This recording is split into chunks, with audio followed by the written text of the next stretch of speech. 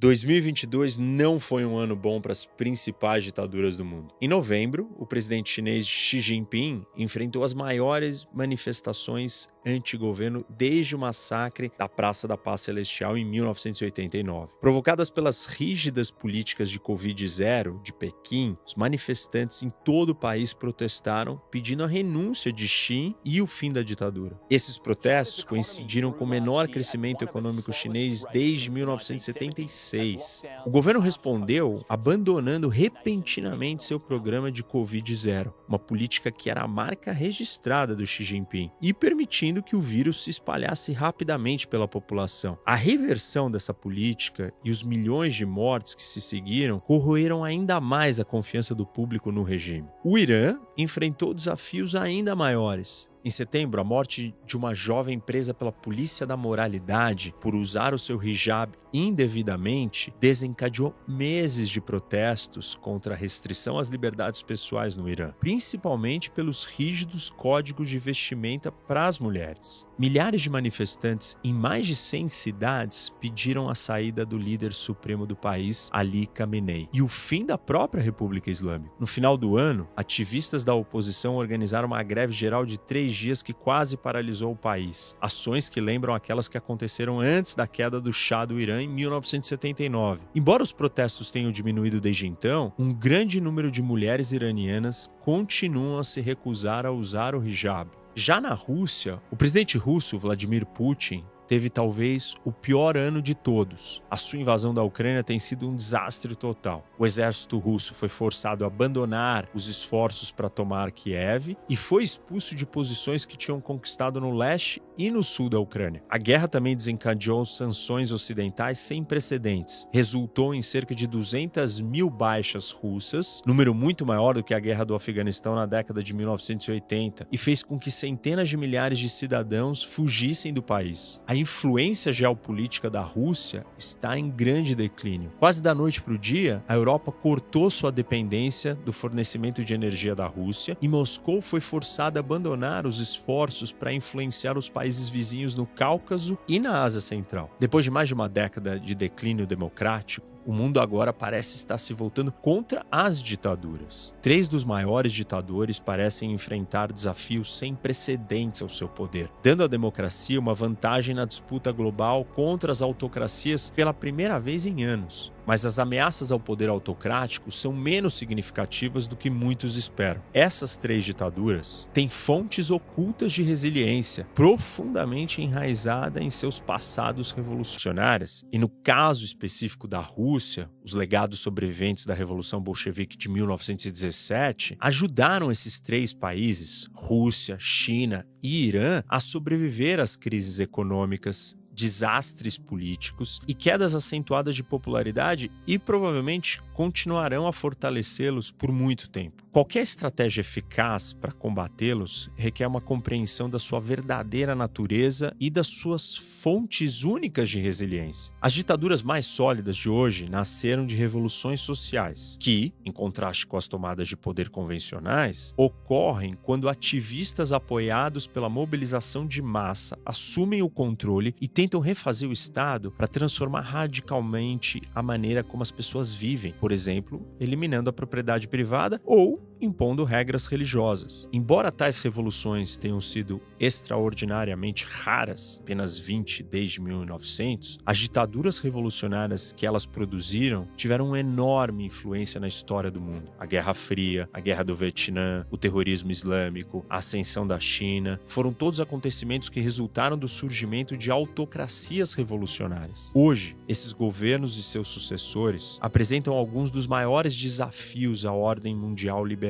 Esses regimes tendem a ser muito mais duráveis do que ditaduras que se consolidaram sem o seu componente revolucionário. Essa durabilidade resulta da forma diferenciada com que eles chegaram ao poder e de como se consolidaram. Ao contrário de muitos ditadores que buscam ampliar o apoio popular e cultivar a legitimidade internacional, quando chegam ao poder, os líderes de regimes revolucionários alienam grandes parcelas da população dos seus países e antagonizam países vizinhos e potências mundiais. Os bolcheviques soviéticos, por exemplo, procuraram exportar a Revolução Comunista para o resto da Europa e da Ásia. Tentaram eliminar completamente a classe burguesa, aterrorizaram aristocratas, confiscaram suas propriedades e entregaram suas mansões a ex-servos. Da mesma forma, durante a sua luta pelo poder na China, o Mao Tse-tung declarou que uma revolução não é um jantar e encorajou os camponeses a humilhar e destruir a velha classe proprietária de terras. Já no Irã, o líder supremo Ayatollah Khomeini impôs regras restritas sobre o vestuário feminino, apoiou a captura de reféns americanos, executou milhares dos seus oponentes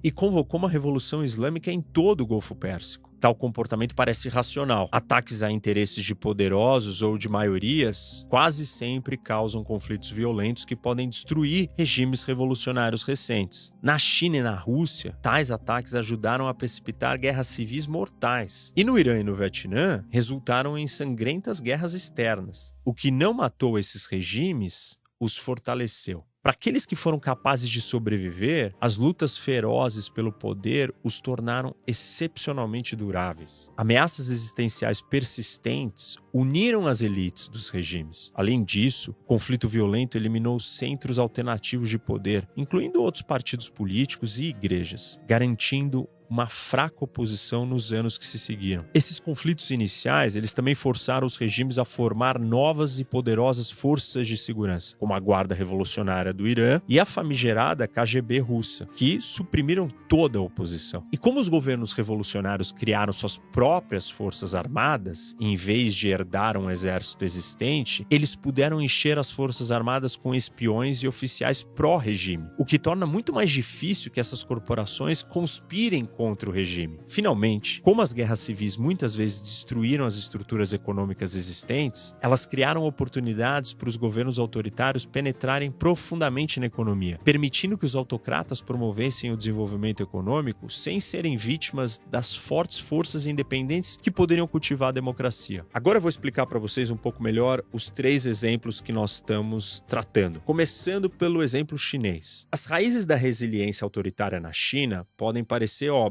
Ela é uma potência militar e econômica global, com um PIB mais de 43 vezes maior do que em 1978. Em uma geração, os padrões de vida chineses aumentaram dramaticamente, dando às famílias acesso a bens de consumo que não poderiam ter imaginado. Muitos cidadãos chineses têm razões claras para apoiar o Estado de um partido único. No entanto, o desempenho econômico extraordinário da China só foi possível porque o Partido Comunista Chinês havia conseguido unificar o país anteriormente. Na primeira metade do século XX, a China tinha um estado fraco e fragmentado, semelhante ao Afeganistão hoje em dia. O governo central mal alcançava a maior parte de seu território e grandes setores do país estavam sob o domínio de senhores da guerra. A China primeiro teve que criar um estado moderno e unificado. O rápido crescimento econômico aumenta o apoio ao governo, mas também pode semear a democracia. O desenvolvimento econômico frequentemente ameaça os ditadores ao promover o surgimento de fontes independentes de poder comercial, social e político, que tornam mais difícil para os líderes monopolizar o controle. Hoje, praticamente não há ditaduras nos países ricos e desenvolvidos. Observadores previram há muito tempo que a expansão econômica na China poderia levar à democracia, mas as origens do regime chinês, sob uma revolução social violenta, permitiram que ele superasse uma história de fracasso do Estado, bem como as consequências não intencionais da mudança econômica.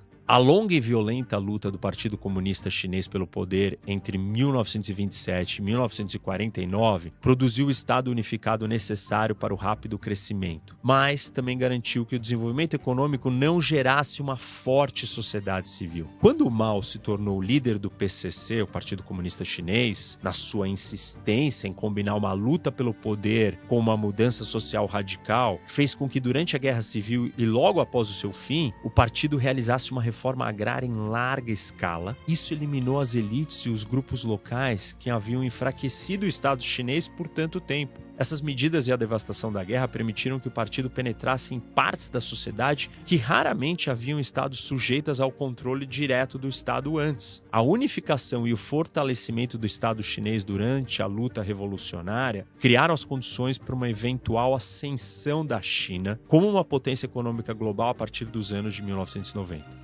Além disso, a transição da China para o comunismo eliminou as alternativas ao partido governante e abriu caminho para um governo totalitário. O partido agora se infiltra em todos os cantos da sociedade chinesa, incluindo empresas estrangeiras e domésticas. Apesar da sua riqueza, a China tem uma das sociedades civis mais fracas do mundo. Assim, nos raros casos em que surgiram protestos, como na Praça da Paz Celestial em 1989 e os protestos do Covid-0 em novembro de 2022, tais esforços foram prejudicados pela desorganização e falta de coordenação. Embora nenhum regime autoritário seja invencível, a China continua sendo talvez a ditadura mais sólida do mundo e pode resistir ao forte descontentamento popular e à turbulência econômica. Agora vamos falar do segundo exemplo, os iranianos. Os líderes revolucionários do Irã entraram em guerra contra o mundo depois que tomaram o poder em 1979. Eles imediatamente impuseram um regime clerical e quase mergulharam o país em uma guerra civil contra insurgentes esquerdistas. Essa instabilidade encorajou o líder iraquiano Saddam Hussein a invadir o Irã, levando à brutal guerra Irã-Iraque, que durou 8 anos. Além disso, o governo demonizou os Estados Unidos e a União Soviética ao mesmo tempo e se tornou um dos principais patrocinadores do terrorismo na região. Essas lutas acabaram por fortalecer o regime, transformaram o exército dos Guardiões da Revolução Islâmica, o IRGC, de Khomeini, em uma das forças de segurança mais poderosas do mundo, com cerca de 150 mil soldados que cobrem o país inteiro. Esses conflitos também fortaleceram a Basij, uma milícia criada em 1979 para defender a revolução contra inimigos internos e externos. A ideologia revolucionária não é a única que mantém o regime iraniano unido. Como muitos analistas apontaram,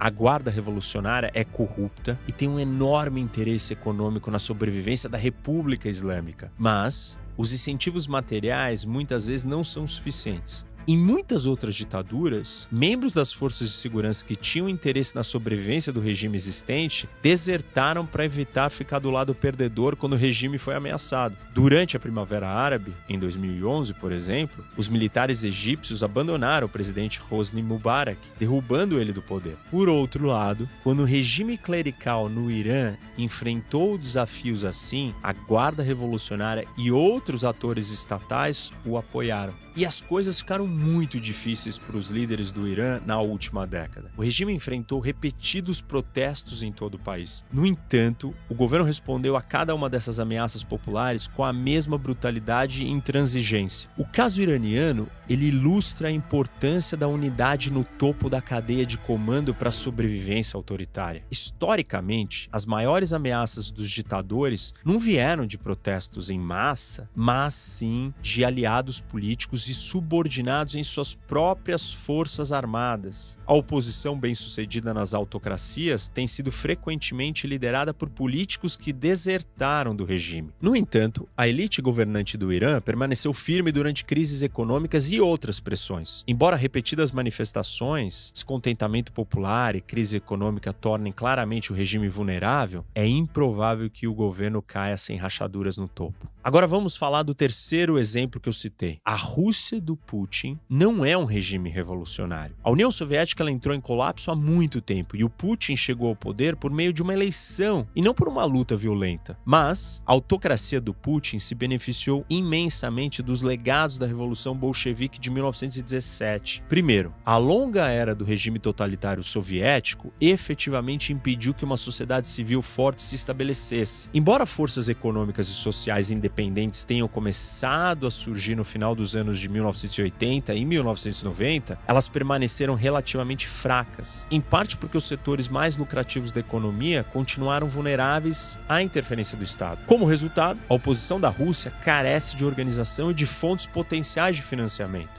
Em segundo lugar, o controle do Putin sobre a Rússia foi reforçado por um serviço de segurança extenso e eficaz ligado diretamente à polícia política criada em 1917. Ela se tornou a força de segurança mais poderosa do mundo, com agentes espalhados por todas as camadas da sociedade. A KGB foi formalmente abolida na década de 1990 e dividida em várias agências, mas suas principais funções e funcionários foram mantidos no que se tornou o FSB. Hoje, o FSB é um grande alicerce da ditadura do Putin, muito maior do que organizações parecidas em outros países e apoiado por milhões de informantes. A Rússia agora tem mais pessoal de segurança per capita do que a antiga União Soviética. O FSB tem como alvo grandes líderes anti-regime. A oposição organizada é agora muito fraca na Rússia. Forças independentes, enfraquecidas por 70 anos de regime totalitário soviético, não foram páreo para o enorme aparato de segurança do Putin. O legado revolucionário da Rússia também beneficiou Putin, ao reduzir a probabilidade de uma rebelião militar, mesmo em meio a uma campanha tão desastrosa como a guerra na Ucrânia. A derrota no campo de batalha, especialmente quando ela pode ser atribuída a más decisões de um líder de um país, muitas vezes desencadeou golpes militares. A humilhação da Rússia nos primeiros meses da sua guerra levou muitos a sugerir que o Putin poderia ser derrubado por suas forças armadas. Mas o regime do Putin manteve a prática soviética de infiltrar oficiais de contra-espionagem entre os militares. A recente tentativa frustrada de golpe contra Putin é a exceção que confirma a regra. Ela partiu de uma força paramilitar, recém-constituída e com laços informais, próximos e quase que exclusivos com Putin. Quando essa força se rebelou, ela não tinha o apoio das elites governantes e muito menos do exército, o que resultou no seu fracasso. Mas claro, mesmo as autocracias revolucionárias mais poderosas não duram para sempre. E China, Irã e Rússia não são invencíveis. Os ditadores revolucionários e seus sucessores representam o maior desafio à ordem internacional. A decisão do Putin de invadir a Ucrânia, apesar dos laços estreitos da Rússia com a Europa, demonstra que a ligação econômica e os interesses materiais comuns não são suficientes para preservar a ordem mundial liberal. Em vez disso, as democracias devem se unir e defender os valores democráticos, fornecendo apoio militar às democracias sob ataque, bem como assistência diplomática e material aos que se opõem à ditadura. Embora esses esforços não derrubem ditaduras revolucionárias no curto prazo, uma resistência mais proativa e coordenada equipará melhor o Ocidente para contê-los e talvez até derrotá-los no longo prazo.